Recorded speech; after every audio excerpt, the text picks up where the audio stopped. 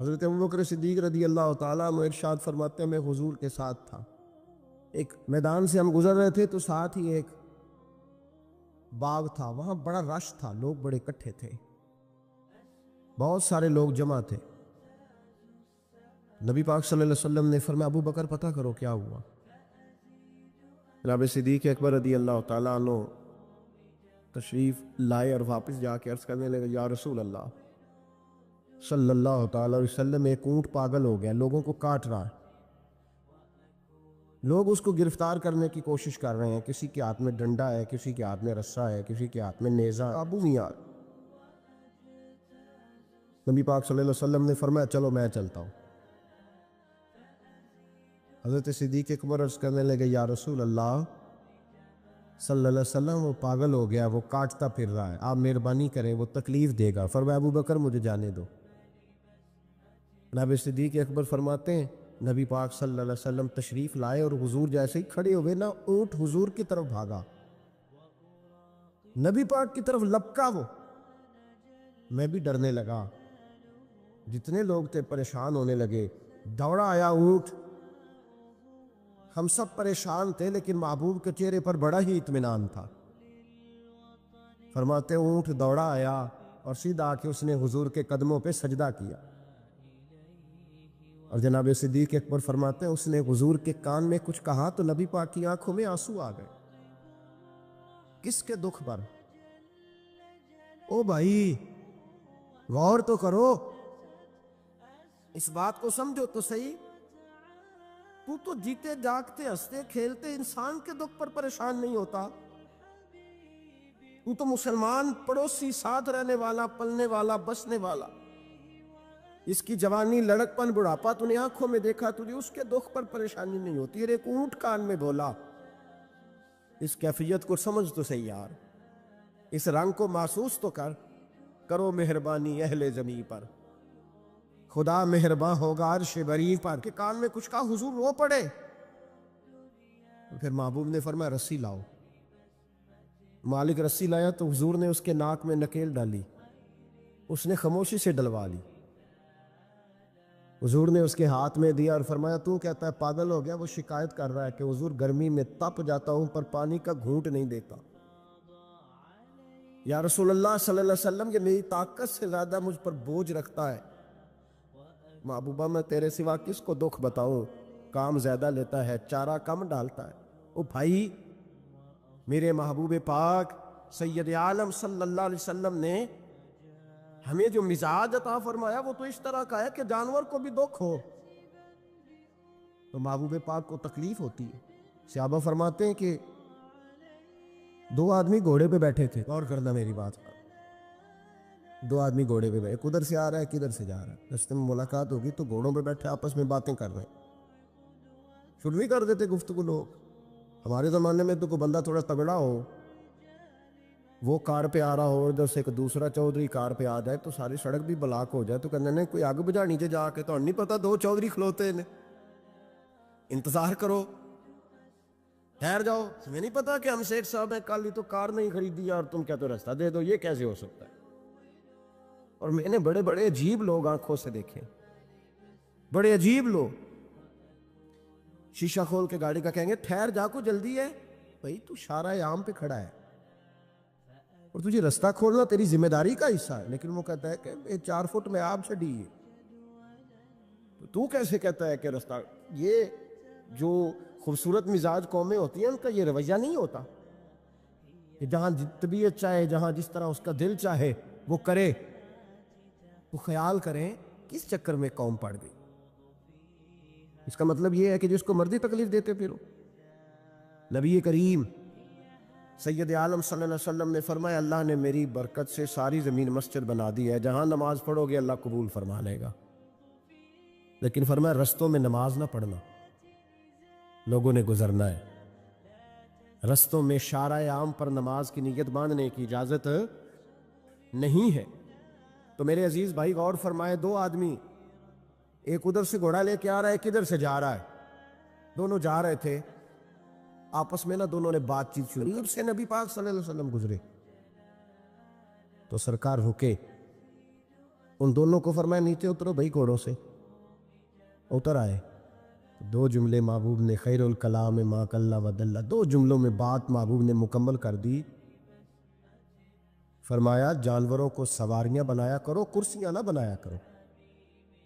سواریاں بنایا کرو انہیں کرسیاں. جب بیٹھنا ہو تو نیچے اترو، کسی کرسی پہ بیٹھ کے بات کرو. یہ سواری کے لیے ہیں. ان کے اوپر بوجھ اس وقت بنو جب تم نے سفر کرنا ہے. تم بوجھ بن گئے تو جو محبوب سید عالم صلی اللہ علیہ وسلم اتنے جذبات رکھیں کہ کسی آدمی نے جانور کو کھڑا کر کے صرف سواری کر لی، محبوب تو اسے منع فرمائے. اور یہاں ہم جیتے جاگتے لوگوں کا رستہ روکیں، ایمبولنس کو رستہ نہ دیں. ان گاڑیوں کو جو امدادی کاروائیوں کے لیے پہنچ رہی ہیں وہ کہیں کہ صاحب رستہ دینا پسند نہیں کر رہے. تو بھائی رحم اور کرم جن جذبات میں ہوتا ہے، جن سینوں میں ہوتا ہے، ان سینوں کو میرا رب محبوب رکھتا ہے، ان کو پسند کرتا ہے. امام غزالی رحمۃ اللہ تعالی علیہ طریقت میں، تصوف میں، منطق میں، فلسفے میں، حدیث میں، تفسیر میں، ہر جگہ امت کی رہنمائی کرنے والی شخصیت. امام غزالی رحمۃ اللہ علیہ وصال کر گئے. ایک آدمی آپ سے بڑی محبت کرتا تھا، وہ کہتا مجھے امام صاحب خواب میں ملے. تو میں نے کہا حضور انتقال کے بعد آپ پہ کیا گزری؟ تو فرمانے لگے میں نے اپنے رب کو بڑا ہی کریم پایا ہے، میں نے اپنے مالک کو بڑا ہی مہربان پایا ہے، وہ بڑا معاف کرنے والا ہے. تو فرمانے لگے میں نے عرض کی کہ حضور آپ نے دین کی نوکری بڑی کی، خدمت بڑی کی، کتابیں لکھی، درس، تدریس، واعظ، نصیحت، تبلیغ، بڑا کچھ کیا، اس سبب سے اللہ نے آپ کو معاف کیا. تو امام غزالی فرمانے لگے نہیں بھائی، سبب تو کوئی اور چیز بنی ہے. اب وہ کیا؟ تو امام صاحب فرمانے لگے میں ایک دن تحریر لکھ رہا تھا تو اپنا قلم میں نے سیاہی میں ڈبویا. گرمی بڑی شدید تھی. جب اس قلم کو میں لکھنے کے لیے اٹھا رہا تھا نا تو ایک مکھی آ کے بیٹھ گئی اور وہ سیاہی چوسنے لگی. میرے دل میں خیال آیا بیچاری پیاسی ہے، چلو اچھے طریقے سے چوس لینا، اس کی گرمی تھوڑی ٹھنڈی ہو جائے تو میں دوبارہ سے سیاہی لگا لوں گا. فرماتے میں نے اسے وہ موقع دیا، اس نے اچھے طریقے سے اس سیاہی کو پی لیا. وہ تو اڑ گئی، بات ختم ہو گئی، میں بھول گیا، کبھی یاد ہی نہیں آیا. فرماتے ہیں جب میرا حساب ہونے لگا تو مالک کونین نے پوچھا غزالی وہ جو مکھی پہ رحم کیا تھا تو تیرا اس سے کیا لالچ تھا؟ کیا لالچ تھا؟ نہ تو اس کا کوئی ووٹ بینک تھا، نہ تیرے کام آ سکتی تھی، نہ وہ کوئی ڈیوٹی کر سکتی تھی، نہ تیرے کوئی وہ تیری تعریف کر سکتی. اس بے زبان سے کیا لالچ تھا؟ کیوں موقع دیا؟ تو امام غزالی فرمانے لگے مولا تیری مخلوق سمجھ کے، اللہ تیری مخلوق سمجھ کے. تو رب کریم نے فرمایا تو میری مخلوق پہ رحم کرے تو میں تیرے اوپر رحم نہ کروں؟ کھول دو جنت کے دروازے، میں نے غزالی کو بے حساب جنت عطا فرما دی. بھائی شرط یہ ہے کہ تو دیکھ تو صحیح، کبھی تو نے رحم کھایا؟ تو نے کبھی توجہ کی ہے؟ ہمارے دائیں بائیں اتنے زیادہ دکھ نہیں جتنے زیادہ ہم لوگ ہیں، اتنے دکھ نہیں جتنے ہم ہیں. اگر تھوڑا سا غور کر، آپ یقین کریں ہماری گفتگو ہماری ذات سے شروع ہوتی ہے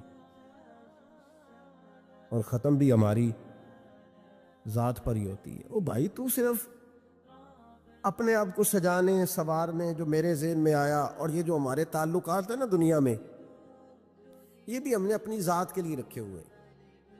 یہاں تو سلام اس سے لوگ لیتے ہیں جس سے کوئی کام پڑتا ہے. یہاں تو 2 4 5 رشتے اس لیے رکھے ہوئے ہیں کہ کبھی کوئی مصیبت آ گئی تو کام آئیں. کچھ تعلقات اس لیے تو غریب کو دوست بھی نہیں ملتا، اس لیے کہ اس سے کسی کو کام کیا پڑے گا. لوگوں نے شناسائی بھی ان لوگوں سے رکھی ہوئی ہے جن سے کچھ نہ کچھ ان کے ذاتی مفادات میں بسے. دل نرم ہوتا ہے نا، انسان کا دل نرم ہوتا ہے تو وہ یہ نہ سمجھے کہ ایک آدمی کا دل نرم ہوا، وہ سمجھے کہ پورے معاشرے پہ اللہ مہربان ہو گیا. دلوں کی نرمی معاشرے میں خوشبو پیدا کرتی ہے، دلوں کی نرمی گھر بساتی ہے، دلوں کی نرمی انسانوں کا انسانوں سے رشتہ مضبوط کرتی ہے. دلوں کی نرمی انسانوں کو انسانوں سے بھی جوڑتی ہے اور انسانوں کو ان کے رب سے بھی جوڑ دیتی ہے۔ دل جب نرم ہوتے ہیں تو پھر معاشرے کے اندر پیار پھیلتا ہے، محبت پھیلتی ہے، مساوات قائم ہوتا ہے، تعلقات مضبوط ہوتے ہیں۔ اس لیے دل صحابہ کرام میں سے اگر کسی کا دل سخت ہوتا تھا تو وہ نبی پاک کی بارگاہ میں حاضر ہو کے دعا پوچھتا تھا۔ حضرت عائشہ صدیقہ نے کہا یا رسول اللہ صلی اللہ علیہ وسلم دل سخت ہو گیا، تو فرمایا یتیم کے سر پہ ہاتھ پھیرا کر، دل کو اللہ نرمی عطا فرما دے گا۔ ایک صحابی نے عرض کی حضور دل سخت ہو گیا، تو نبی پاک نے فرمایا موت کو یاد کیا کر، تیرا دل نرم ہو جائے۔ ایک نے کہا حضور میرا دل زنگ آلود ہو گیا، تو محبوب نے فرمایا قرآن پاک کی تلاوت کیا کر۔ دلوں کا زنگ اللہ تو یہ بہت بڑی بیماری ہے۔ اگر دل میں سختی آ جائے، انسان سخت گیر ہو جائے، لالچ کے رشتے قائم کرنے تو بیمار ہو گئے۔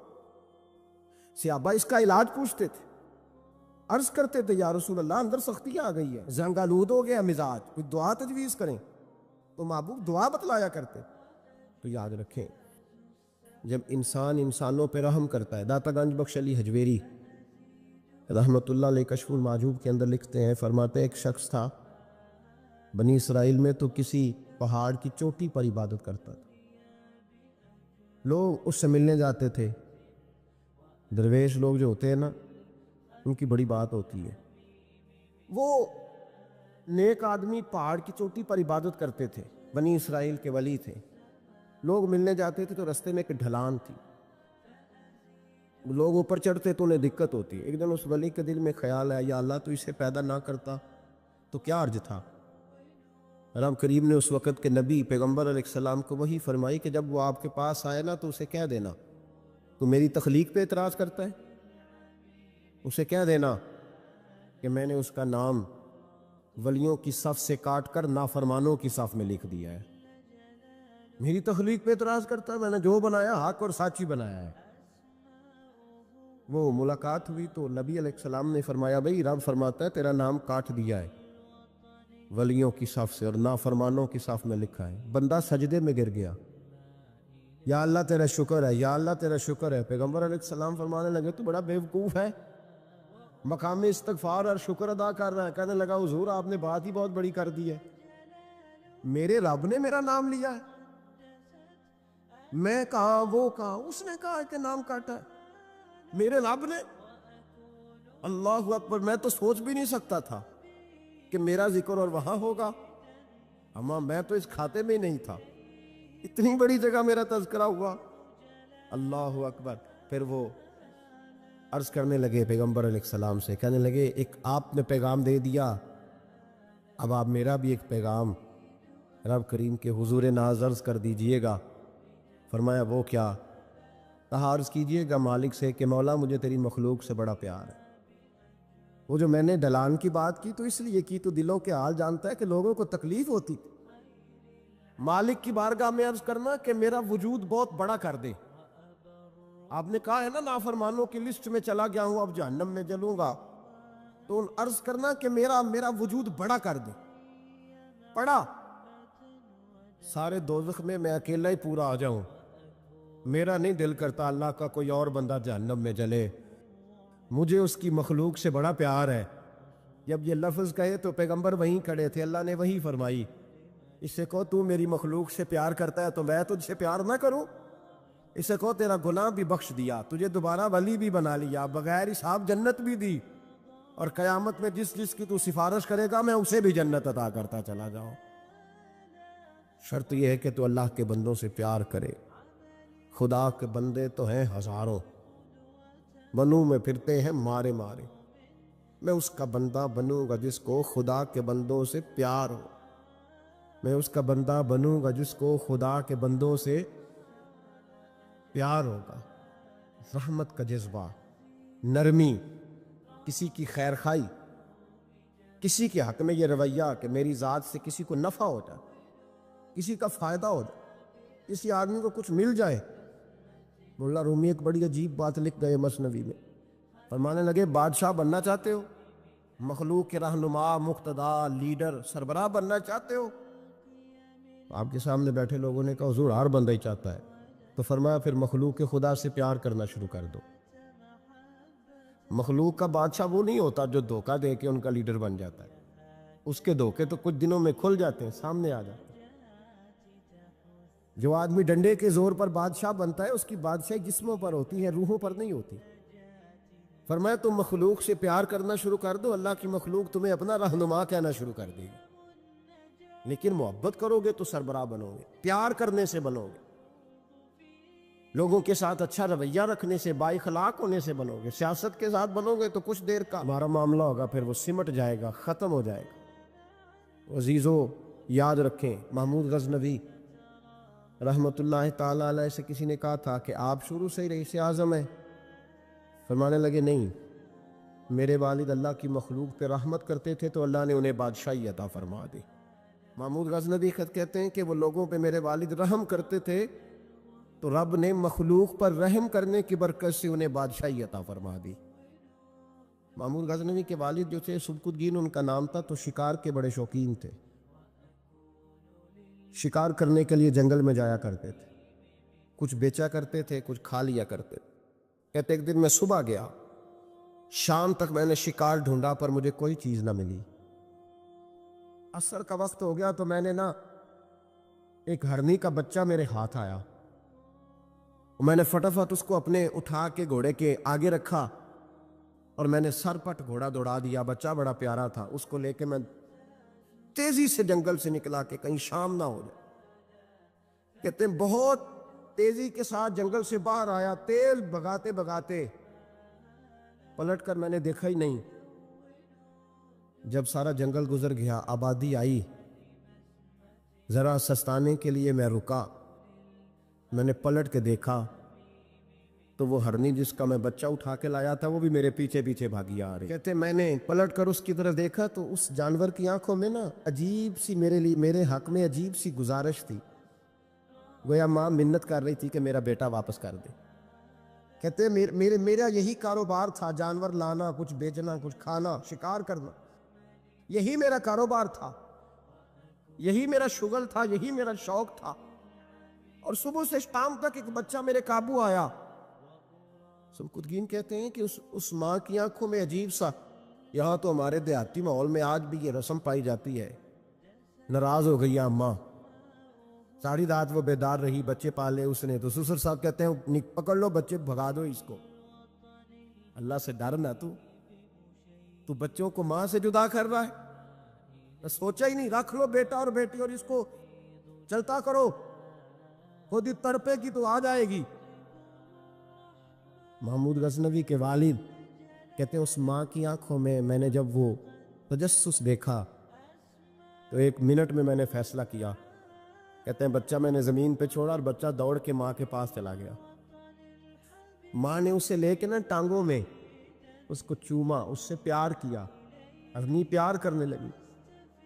فرماتے پھر میں نے دیکھا کہ وہ ماں بیٹا جنگل کی طرف چلے، تھوڑا سا آگے جا کے تو وہ ہرنی پھر لوٹ آئی، میری طرف اس نے دیکھا، یوں لگا جیسے میرا شکریہ ادا کر رہی، اور کہتے ہیں اس کی آنکھوں میں نے عجیب سی روشنی دیکھی، وہ تو لوٹ گئی، اور جتنا سکون مجھے آج ہوا زندگی میں پہلے کبھی نہیں ہوا تھا۔ مجھے یوں لگا جیسے وجود کے سارے بوجھ اتر گئے۔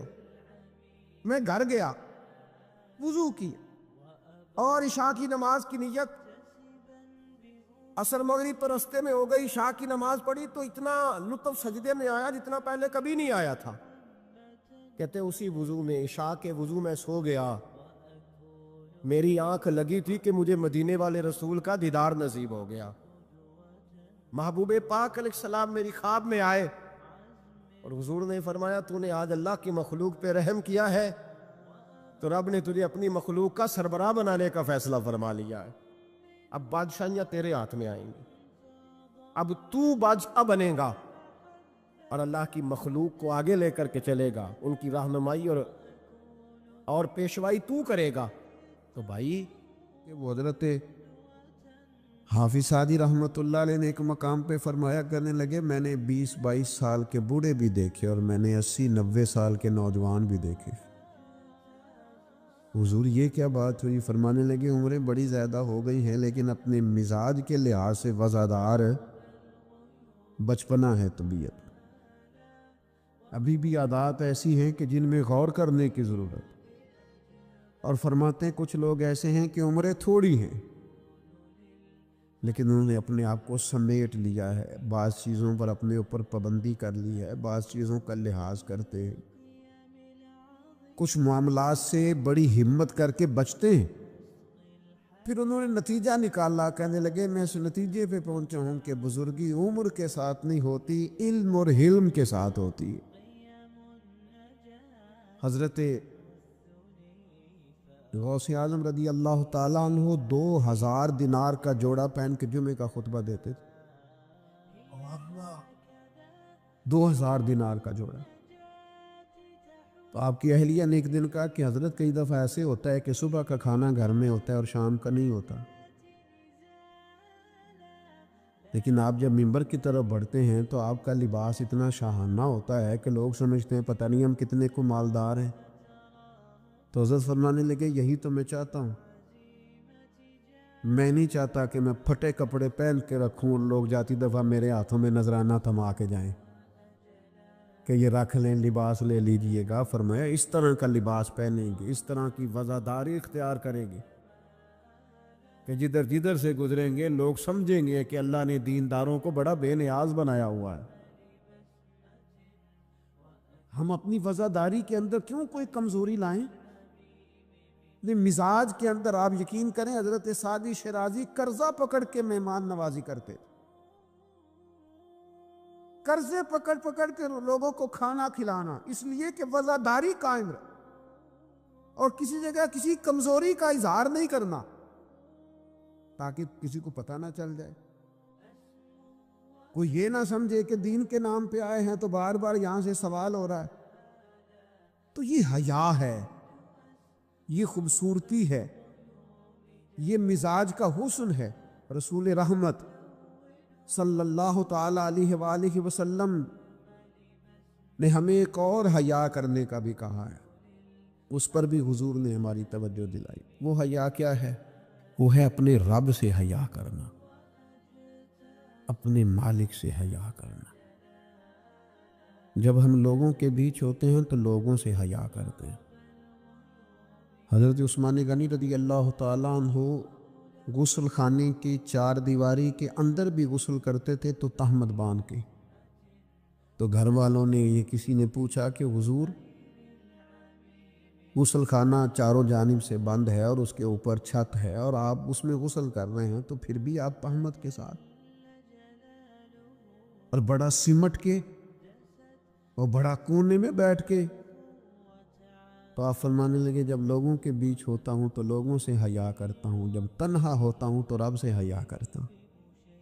حضرت امام اعظم ابو حنیفہ گھر کی 4 دیواری میں بھی ننگے سر نہیں بیٹھتے تھے، ٹانگیں پھیلا کے نہیں بیٹھتے، فرماتے تھے سوتے وقت یہ کام کروں گا، میں گھر میں بھی وہ لہجہ اختیار نہیں کرنا چاہتا، اس لیے کہ میں اس رب کا ماننے والا ہوں جو حی و قیوم، جو ہر جگہ دیکھتا ہے، رب سے بھی حیا۔ اور آپ کو پتہ ہے ہمارے صوفیاء نے فرمایا ہے کہ سب سے زیادہ اللہ سے وہ بندہ حیا کرتا ہے جو اپنی خیالات پر کنٹرول کرتا ہے، اپنے جذبات پر کنٹرول کرتا ہے، جو وسوسوں کو نہیں آنے دیتا، جو اپنی طبیعت میں کوشش کرتا ہے کہ اچھے خیالات ہی رہیں، وسوسے آئیں تو جھٹک دیے جائے، اس لیے کہ وہ نبی پاک علیہ السلام کا جو فرمان موجود ہے نا کہ رب نہ تمہاری جیبیں دیکھتا ہے نہ صورتیں دیکھتا ہے، وہ جب دیکھتا ہے تمہارا دل دیکھتا ہے۔ تو وہ حیا کرتے ہیں کہ دل میں کوئی ایسا خیال آئے جو غلط ہو، برا ہو، گندا ہو، چونکہ مالک نے دیکھنا ہے، وہ اس لیے خانہ دل کو صاف رکھتے۔ لیکن نہ کوئی مہمان گھر میں آتا ہے تو لوگ فٹافٹ صفائی نہیں کرتے، چیزیں نہیں اٹھاتے کہ وہ کیا سوچے گا، یہ کتنے میلے کچیلے، وہ کہ مہمان نے دیکھنا ہے۔ وہ لوگ تو وہاں بھی وزادار تھے جہاں بات کرنے کی ضرورت ہے۔ نبی پاک علیہ السلام نے صحابہ سے پوچھا کہ وہ کون سا درخت ہے جس کی مثال مومن کی طرح ہے، تو حضرت عبداللہ ابن عمر فرماتے ہیں مجھے سوال کا جواب آتا تھا کہ وہ کھجور کا درخت ہے، لیکن چونکہ حضرت عمر بیٹھے تھے میرے والد، چونکہ حضرت صدیق اکبر بیٹھے تھے، چونکہ حضرت عثمان غنی بیٹھے تھے، چونکہ علم و حکمت کے تاجور مولا علی بیٹھے تھے، مجھے جواب آتا تھا، لیکن حضرت عبداللہ ابن عمر فرماتے ہیں حیا مانے تھی،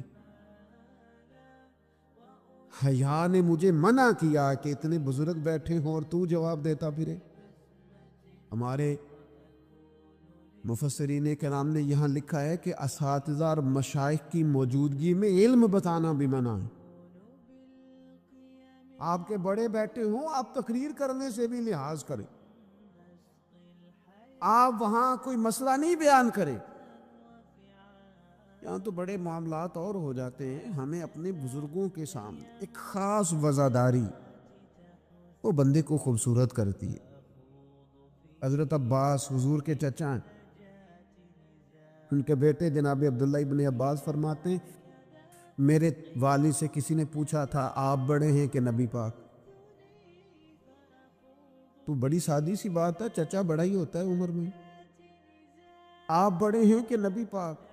تو یہ وزاداری ہے، یہ کمال وزاداری ہے۔ یہ ان لوگوں کا طریقہ ہے جو بڑے رسیلے سجیلے، جو بڑے خوبصورت لوگ ہوتے ہیں، جن کے لہجوں سے لفظ نہیں شہد ٹپکتا ہے۔ حضرت عباس رضی اللہ تعالیٰ عنہ فرمانے لگے کیا کہا تم نے؟ میں بڑا ہوں کہ حضور؟ فرمانے لگے بڑے تو حضور ہی ہیں، پیدا پہلے میں ہوا تھا،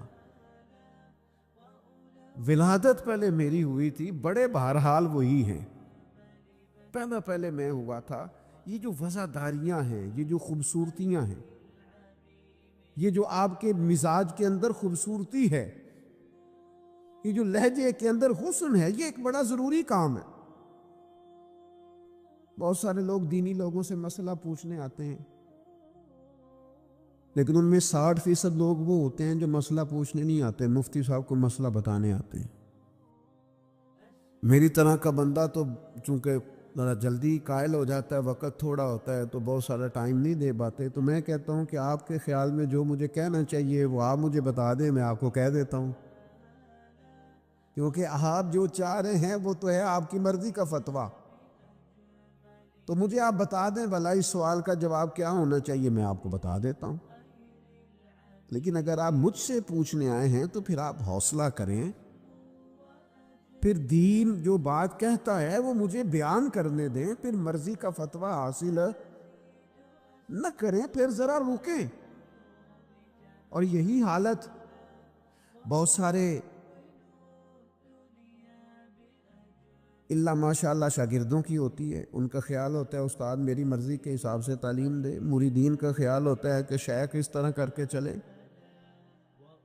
تو بھائی تیری شرطوں پہ ہی کرنا ہے اگر تجھ کو قبول، تو یہ سہولت تو مجھے سارا جہاں دیتا ہے۔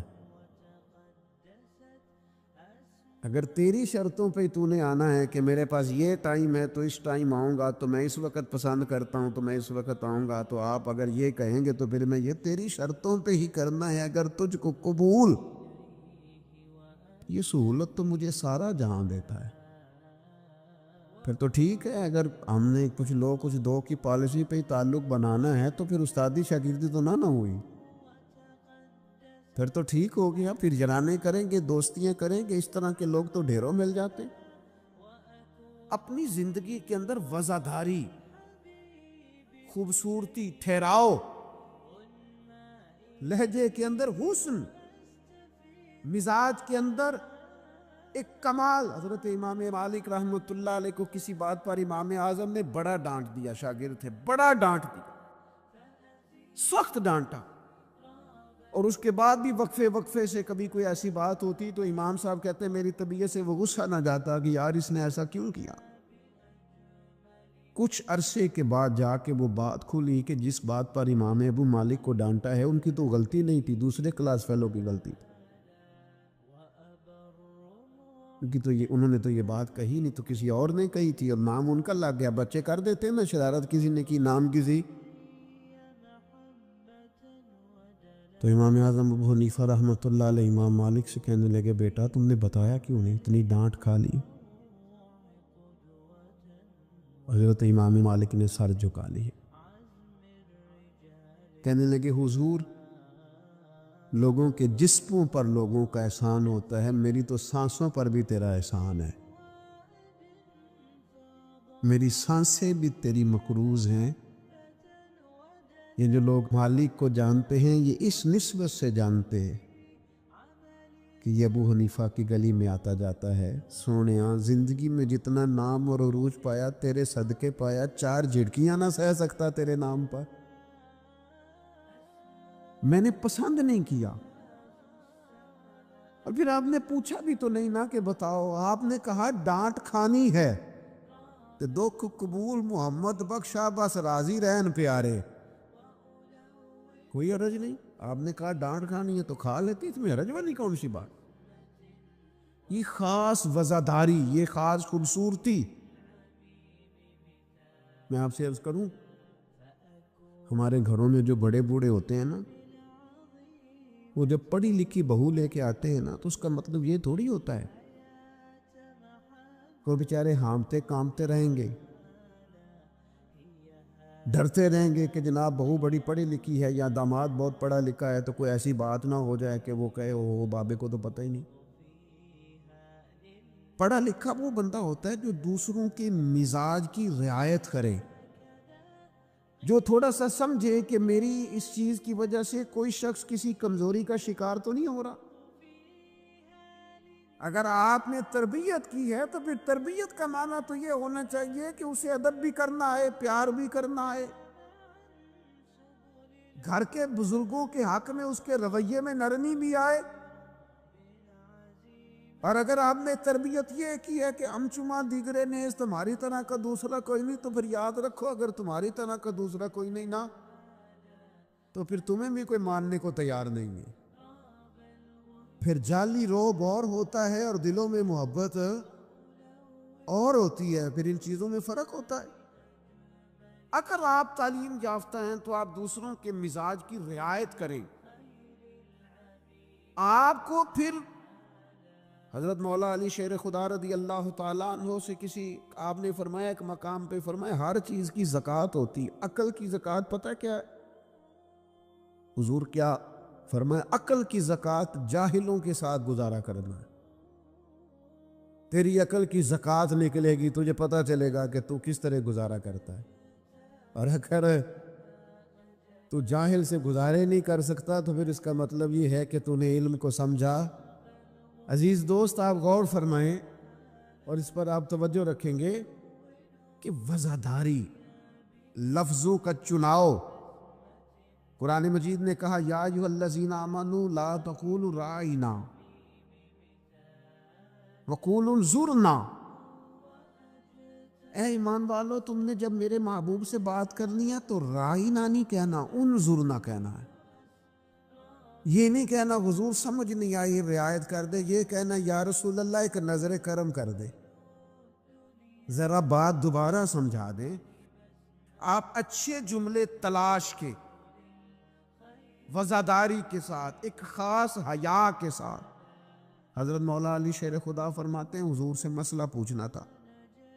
مسئلہ پوچھنا بڑا ضروری کام ہے، اگر آپ مسئلہ دریافت نہیں کرتے تو بڑا عرصہ تک ماحول اس طرح کا رہ جاتا ہے کہ جس سے آپ جہالت میں ہی وہ کام کرتے رہتے ہیں۔ مسئلہ پوچھیں گے تو بات بہتر ہوگی، آپ بات پوچھ لیں گے، بات کلیئر ہو جائے گی، آپ پھر صاف ستھرے معاملے کے ساتھ عمل کر سکیں گے۔ تو حضرت مولا علی کہتے ہیں حضور سے مسئلہ پوچھنا تھا، سوال کرنا بڑا ضروری ہے، خود حدیث پاک میں موجود ہے سوال کرنا آدھا علم ہے۔ لیکن حضرت علی کہتے ہیں نبی کریم سے مسئلہ پوچھنا تھا، میں نے مہینوں انتظار کیا، ہفتوں انتظار کرتا میں، میرا خیال تھا کہ میں سوال کی تکلیف بھی نہ دوں، کوئی اور آ جائے آ کے حضور سے مسئلہ پوچھ لے۔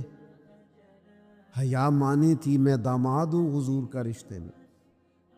کچھ ایسی باتیں ہیں جو حیا کے مانند میں سوال نہ کرتا، میرا دل ہوتا کوئی اور پوچھ لے، وہ پوچھے گا حضور بتائیں گے، ساتھ میرا مسئلہ بھی حل ہو جائے گا۔